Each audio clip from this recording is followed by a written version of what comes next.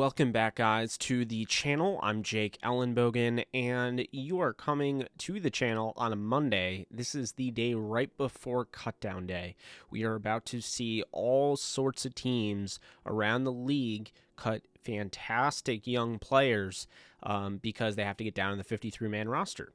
So this is your Rams 53-man roster projection video you've been waiting for. I pushed it out because originally I was going to put it out on Friday, and then I realized we were getting too close to the third preseason game, and I'm glad I waited because I've changed my mind considerably since the time that I expected to put this out.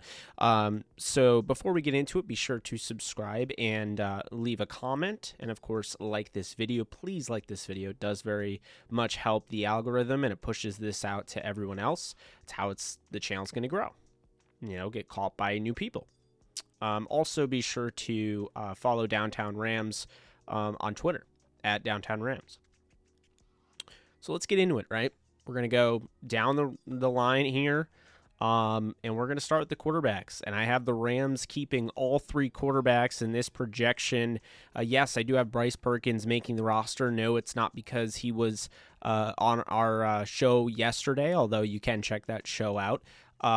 It is on the channel, but no, Bryce Perkins is making this roster, in my opinion, because he's earned it. In his second ever, season, year, because he hasn't actually played a full season. He had no preseason last year. He had to make the most of his opportunities, had no scouting team reps to speak of, really. So he's basically doing everything he possibly can. And I think that Sean McVay and company have already, they've already spoke on it. It's going to be hard to keep three, but he's making it a hard decision. To me, you're not getting Perkins back. And I think when you look at, a restrictive free agent next year in John Wolford, who, let's be honest here, I think he's good enough to start in this league. I know people disagree, but, since I believe that, I'm going to furthermore throw this out there. Since I believe he is, a starting caliber quarterback, albeit maybe he's a lower end starting caliber quarterback, John Wolford may not want to come back on a restricted free agent deal. He may ask for a trade. He may want to test the waters. He may, that's the thing. And so you want that insurance, and you would get the insurance with Bryce Perkins. I did make an interesting proposal here, that the Rams got rid of a guy like Devlin Hodges before the third preseason game for two reasons. One was actually to hide Devlin Hodges, a guy that's already played 8 games in the NFL with the Steelers. He's had regular season experience, unlike Perkins. So cutting him early on got him lost in the shuffle, and the Rams might be able to work out a practice squad deal with him instead of, him getting claimed off of waivers, running that risk. Not necessarily saying he would have happened. And two, Perkins I look at as, somebody that needed that third game. They wanted to see what he could do in a road environment. And I thought, the first part of that game, the first half of that game, it seemed like, he really did a nice job of responding to going up against for the majority of that first quarter, and even, half of the second quarter.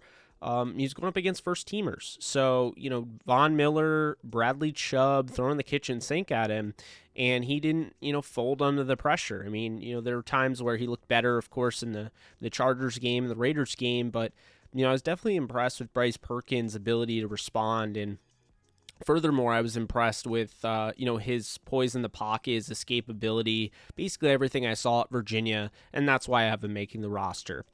We move on to the running backs here, and it's a tough cut here because I don't know the extent of Xavier Jones' injury, and I don't necessarily trust the coaching staff saying, he'll be okay. We've heard that before, but I'm going to roll with he'll be okay. Xavier Jones will make this roster. I have him as the 4th running back. I think Jake Funk, from under our noses, Jake Funk basically won the 3rd spot. Sony Michel, of course, was traded from the New England Patriots to the Rams, so I think he'll have the 2nd spot. And then, of course, Darrell Henderson is your starter.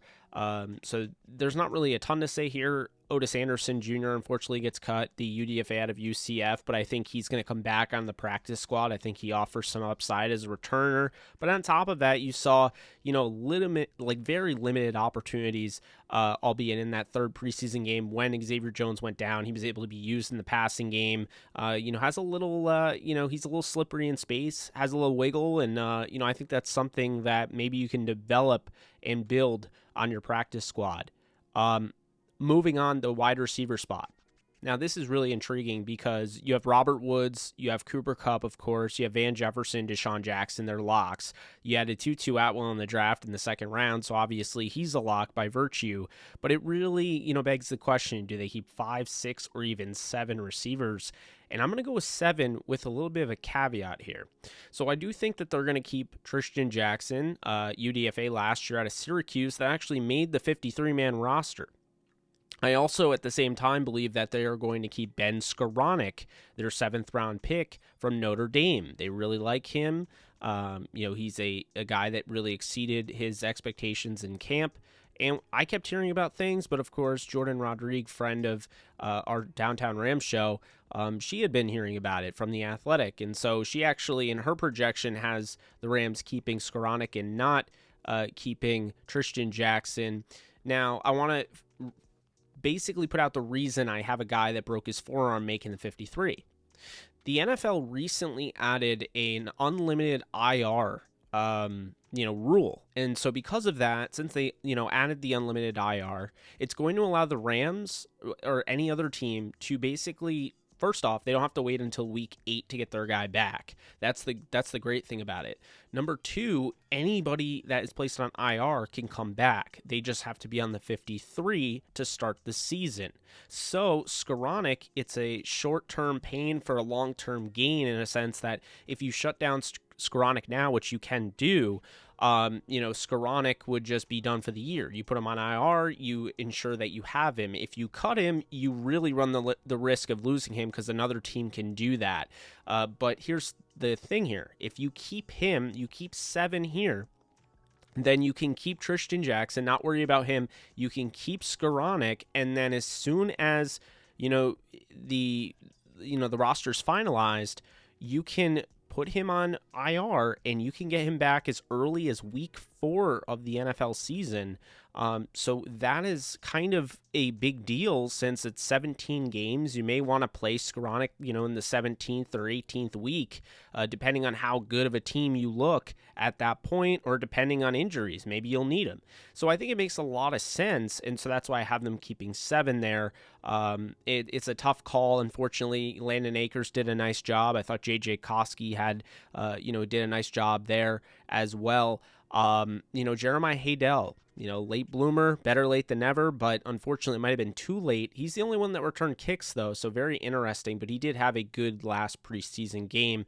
He will probably be, a guy that potentially goes on the practice squad as well. And then the tight ends here. Now, what's interesting for me is that with the tight ends, we've been hearing constantly from, fans alike that Brycen Hopkins is going to get cut. I don't agree with it. So I have them keeping Tyler Higbee, Johnny Munt, Jacob Harris, and Brycen Hopkins, with the reason being that I think Brycen Hopkins, his role is to basically learn to be a Tyler Higbee and do it all, whereas Jacob Harris doesn't play the same role, not even the same position. They are molding Brycen Hopkins, the 4th rounder out of Purdue, to be an inline tight end, can do a little bit of everything.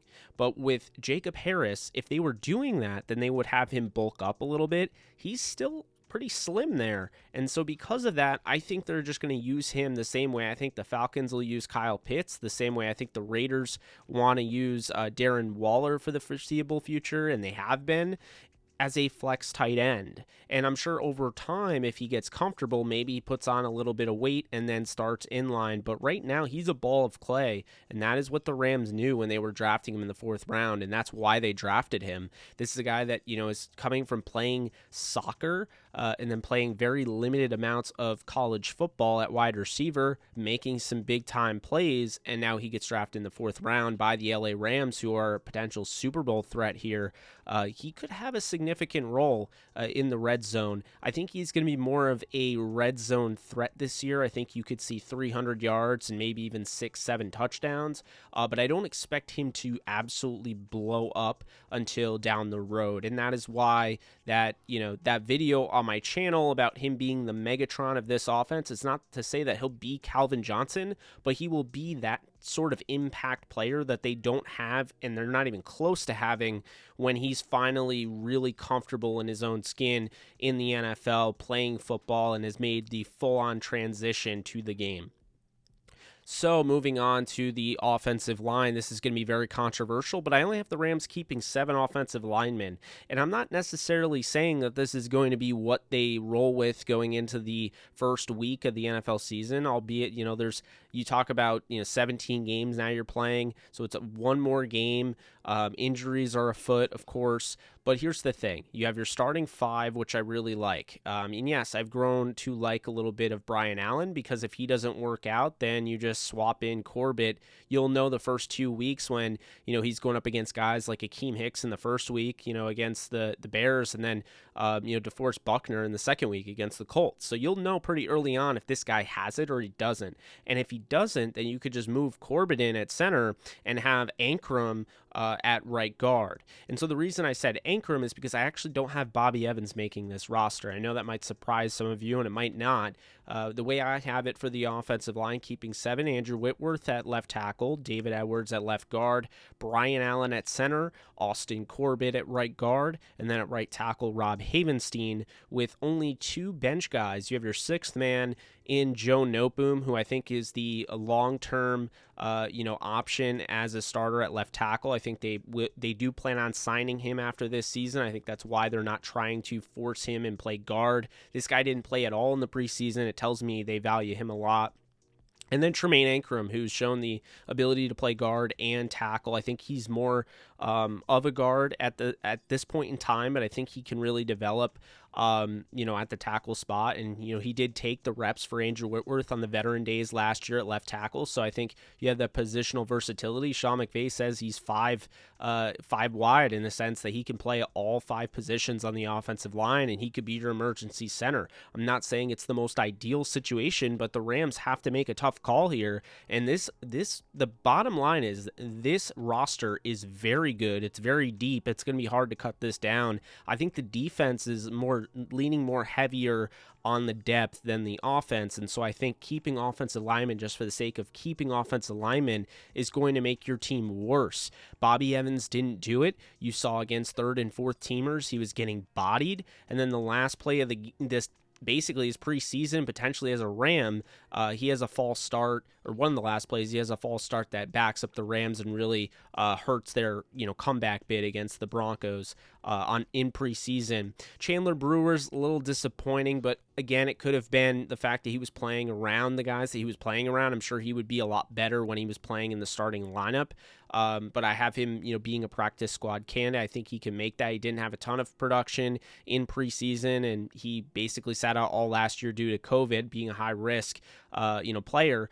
So I think they can sneak him on the practice squad pretty easily. Jordan Meredith, same thing. UDFA center, showed some flashes. He'll probably get a preseason or, a practice squad stint. And then Alaric Jackson, the left tackle from Iowa, played all of those snaps. I thought he had some moments, but all in all, I think you can snag him on the practice squad. Coleman Shelton, same thing there, and then Jeremiah Colon. So my point here is that I don't think the Rams keeping 7 is bad if they load up the practice squad, because you can dress practice squad players on game day. And so I think that they might want to, opt to do, a bunch of practice squad guys, load that up, and that way you can kind of play the numbers game with the positional versatility of a guy like, of course, Noteboom and Ankrum. They both can play tackle and guard, and Ankrum can play center as your emergency option. I think the Rams might roll with that. It's a little bit of a risk for me to project that, but that's kind of what I'm going with here. Defensive line, we have 6 being kept, but with a caveat.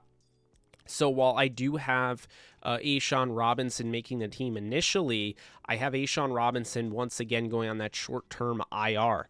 I do think it's going to be, he comes back more likelier than Skoranek by week 4. And so I think short-term IR makes a ton of sense for A'Shawn Robinson. And he might be ready for week 1, but the Rams might just make a tough decision and decide to, do that to make sure that he's fully ready to go. He's a big-time player. They paid him for 2 years for a reason. And so I think they want to get the most value since they didn't really get a ton of value last year for him. I think they're going to be cautious with that procedure that he had done. So because of that, I have them keeping Ernest Brown the 4th, Bobby Brown the 3rd, Greg Gaines, Aaron Donald, of course, Sebastian Joseph Day, and Michael Hoyt. As long as he makes it through waivers, I think Michael Hoyt will end up making it on the roster. I think that's their hope, is that they want to keep him, but they know that they need to have A'Shawn Robinson on that short-term IR. They can't IR him. They can't afford to lose him. I don't think they want to lose anyone for the year.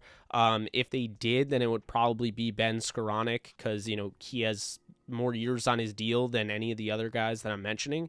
But I still don't think they want to do that. And so for that reason, I think they'll take their chances with Hoyt, but I think he'll make it through without being claimed. That means Jonah Williams, Eric Banks, and Marquise Copeland are cut. I do think all 3 of them have an opportunity to make the practice squad, but we will see on that one. And then outside linebacker here, very intriguing. You saw a lot to like. There's 7 guys. I have only 1 cut. I have 6 of them making it. The only guy I have missing is John Daka. It's really unfortunate for him. The fact of the matter is that John Daka might make sense to have on the practice squad. The Rams did claim him. He did play very well in the final preseason game, but it's just too deep of a roster to make right now. Leonard Floyd and Justin Hollins are your starters.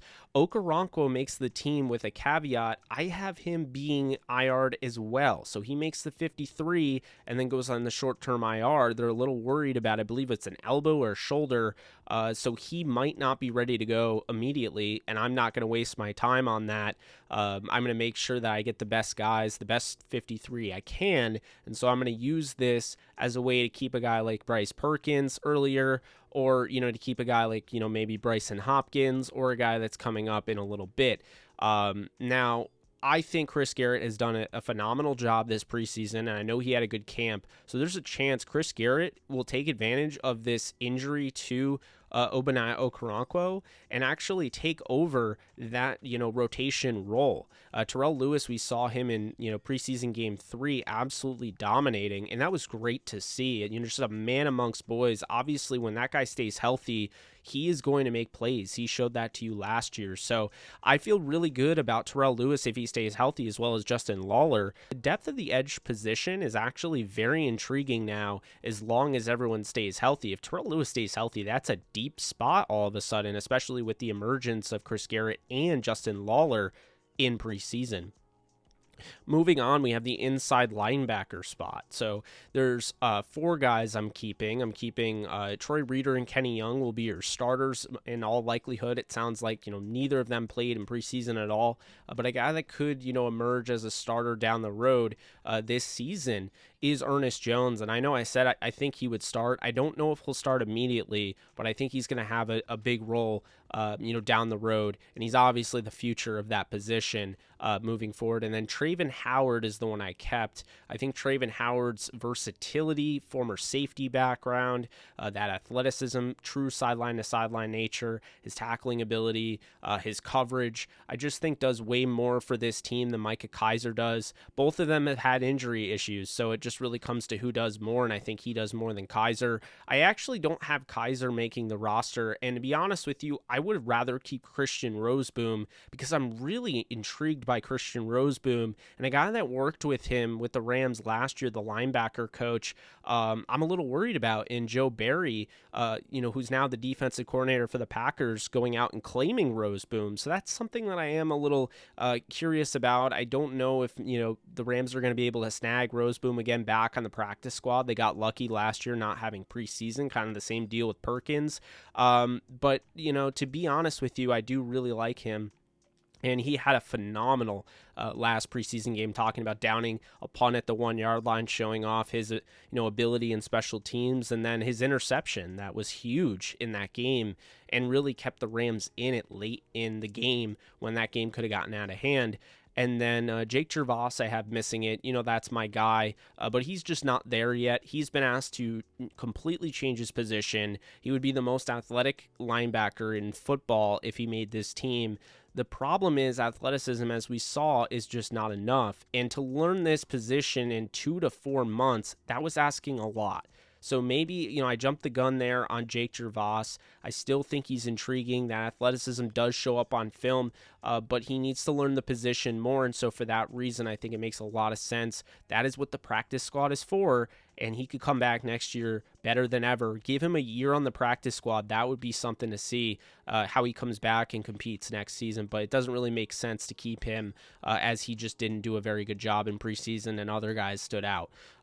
Moving on the cornerback spot, you have 4 that I'm keeping here: Jalen Ramsey, Darius Williams, David Long, and Robert Rochelle. That does mean Dante Dion, Kareem Orr, Bronte Harris, Tyler Hall, and Donovan Olumba get cut. It is unfortunate, but again, this roster is so deep and so difficult to make this 53. The solution would be the NFL could add 7 more jobs to each team and make it a 60-man roster, but unfortunately, it doesn't make my job any easier. It is going to stay a 53-man roster until eventually, I think next year, it expands to 55. Robert Rochelle is entirely being kept because of his long-term upside, and he would never make it through waivers. He dealt with a wrist injury and really didn't show up in preseason. It sucks to cut a guy like Dante Dion. I think this was the year he really felt like he was going to make it, and he still could. But for my money, I don't think he's going to make it. It would have been great if he didn't play in preseason, for week 3. That probably would have solidified his role, but the fact that he was out there pretty much guaranteed for me that he was actually up there to get cut, was playing for his job. Kareem Orr, another guy that I would definitely like to see on the practice squad. If they can keep Dion in the building, definitely would want that. Bronte Harris showed some flashes, so I'd be interested in that. And then Tyler Hall and Donovan Olumba, they also would be interested. I think all of the corners you could make an argument for all the corners to be on the practice squad. Tyler Hall is really intriguing because he has experience playing in Raheem Morris's, system, his defense last season with the Falcons. So he has that familiarity. I don't know if that'll be a huge factor, but we will see. And then just wrapping it up here with the safeties in the secondary anyway. I have them keeping 5: Jordan Fuller, Terrell Burgess, Taylor Rapp. Although Taylor Rapp, it sounds like he's going to start. Burgess is going to have more of the third safety hybrid and nickel role. But yeah, anyway, so Taylor Rapp, Nick Scott, and then I do have them keeping J.R. Reed. I think J.R. Reed did absolutely everything he possibly could to make the roster. I think he was just a tick better than Juju Hughes, who was phenomenal. I thought they both were great. It's really tough for the Rams to have to cut one of these guys, but it goes to show you why they didn't bring back John Johnson. They are so loaded at safety. I don't think I've seen them this loaded. Can you imagine if they had John Johnson right now? So it's really tough. Obviously, I think I just kind of tend to lean more towards J.R. Reed. I think he played a tick better, and on top of that, has familiarity with Joe DeCamillis from his days, with the Jaguars, albeit it was short. But I do think that will help. And then on top of that, I think J.R. Reed's just a better special teamer than Juju Hughes is, although I really do like Juju Hughes. And I do realize that there's a chance he's not going to make it through waivers. There's a chance that he's going to get picked up. But I do think that J.R. Reed is the better option to keep. And I was so impressed with his ability, especially he almost had a fumble where he forced it with the peanut punch. Love to see that. I think this is somebody that has truly taken the next step in his, the next year with the Rams. And that is what the futures contracts are all about. Guys that are on the practice squad and then get elevated, or they don't get elevated and they just sign a futures contract and go to the 90-man roster. That's their opportunity. Was really impressed with J.R. Reed. He seems like he's really taken a next step, And, Coach Evero has done a phenomenal job of developing the back end of that secondary. So it is not a surprise to me that that is what happened. As far as special teams is concerned, Matt Gay will be your kicker, obviously. Unfortunately for Johnny Hecker, I do have Corey Bajorquez being the punter. The only issue is that Bajorquez's biggest concern is he will out-punt the coverage. He doesn't have the hang time Hecker has. That's something that is being lost in this. So that is an issue. The Rams will have to figure out a way to combat that. And on top of that, I think Bajorquez, the good thing with him is that we didn't really see that being an issue in preseason, but that was the big reason why the Bills moved on from him. And one of the best punters in the league last year in terms of stats, they decided to move on from him because he didn't fit what they really needed, and they needed a guy with more hang time. Hecker's still one of the best punters in the league, but with that fat price tag at the punter position, it makes it very hard to trade him. However, we did get to see the Dallas Cowboys open up some cap space, by restructuring Ezekiel Elliott's contract. I do think a lot of us believe that that is to trade for Johnny Hecker or sign Johnny Hecker or whatever. But I do think it's to trade for Johnny Hecker. I know some people have asked about a guy like, Connor McGovern or, potentially, Dorrance Armstrong Jr., I don't know if necessarily they're going to get a player for him. I think you're going to look at more of a 6th or a 5th rounder, depending on if they're okay with putting that much money into it. But if they are, then Hecker for a 6th or, a 5th rounder would be amazing. He's still one of the best punters in football, and he is a weapon. He could be used. He would be reuniting with Coach Bones. He'd be reuniting with Greg Zuerlein and former long snapper Jake McQuaid. So it would be a huge thing for him. It would probably be the best situation. If he's going to leave the Rams to go back to his guys, that would make a lot of sense. So I have them trading Johnny Hecker for a 2022 5th rounder from the Cowboys. And then finally, the practice squad I have completed. We're almost done, so thank you for hanging in there. The practice squad, I have Devlin Hodges at quarterback. I do think Devlin Hodges did enough to earn his way as a practice squad quarterback. I just think with COVID, they might want to isolate him from the quarterback room a little bit if they can. It's scary because the close contacts, you can't play if you're a close contact. And I guess this is more to avoid the situation we saw with Kendall Hinton last year. The entire Broncos quarterback room was compromised, and Kendall Hinton actually had to play quarterback, who was a wide receiver. Maybe they do something, keeping him aside. I don't know how they'll do it, but it makes sense to have 4 quarterbacks, especially with COVID going on. Running back, Otis Anderson Jr., I have making the practice squad. I think he offers way too much to just, I think he showed you a little bit, but didn't get enough opportunities in preseason. Punt return, kick return, his ability in, obviously the receiving game, and then what he can do, running the football in between the tackles and outside zone and things like that. I think he's worth developing. Moving on, I have the wide receiver, Landon Akers, getting added to the practice squad. Landon Akers, I thought, was really impressive. I thought he showed, his ability to fight for extra yards, and I definitely enjoyed that. Had no issue getting open, was definitely something I enjoyed. And then Jeremiah Haydell showed you his ability in, obviously to return. That is going to be his main thing. I think they would keep him for that reason. I don't worry about him as a receiver, so to speak, because that's just not his game. He's more of a, return specialist, so I have them keeping him. J.J. Koski.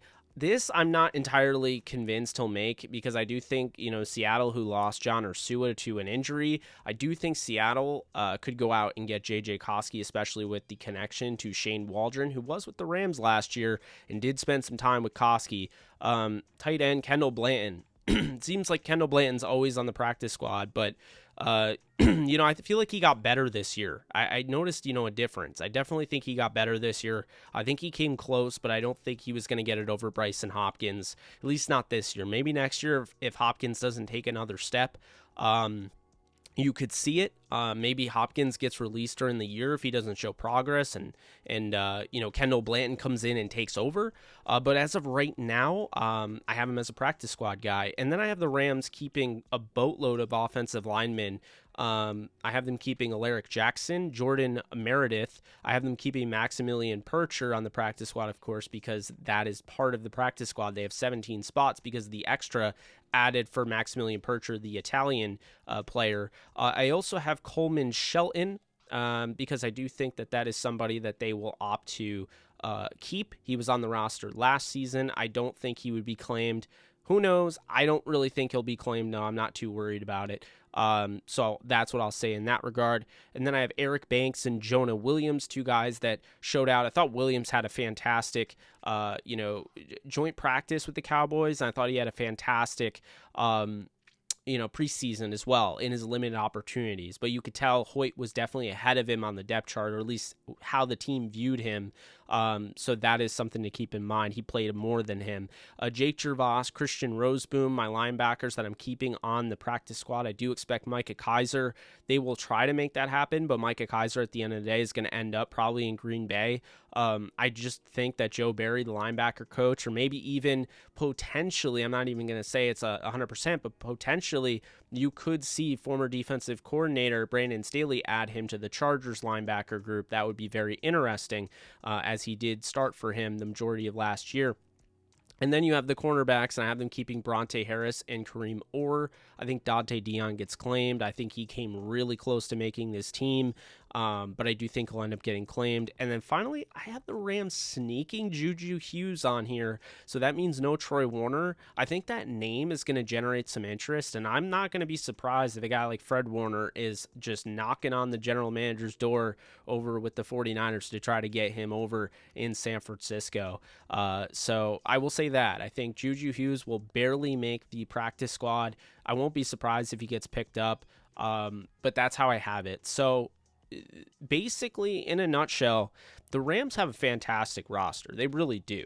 If you're looking at weaknesses to add to this team, I think right now it's offensive line. I would have liked to keep more. The fact of the matter is, what I found is that the glass shattered for me. I don't feel they're as depth filled as I originally did. I'm not trusting Bobby Evans, a guy that struggled against third teamers late in a game to keep Bryce Perkins upright. I'm not trusting him to play, as a starter against starters. I'm not going to do it. So he definitely, I soured on. Alaric Jackson is a developmental tackle. Draftable grade, sure. I know they had a draftable grade on him, but he's still a developmental tackle. It's not a guy necessarily that would make the 53. Jordan Meredith could. I thought he had some opportunities, but Coleman Shelton was always playing ahead of him. And, Coleman Shelton could definitely make the roster, but I just don't think he moves the needle at all. So I guess kind of what I'm saying here is the biggest issue is the offensive line depth. Initially, I didn't think that was the case. Chandler Brewer could actually make it, but I do think Chandler Brewer is somebody that'll end up getting picked up off of waivers. I went through it, and I really do think like that's somebody that could end up getting picked up, and that's why I didn't have him on the practice squad, but potentially I could add him to the practice squad. But I think the Rams are going to be in the market for another offensive lineman, whether it be via waivers, trade, what have you.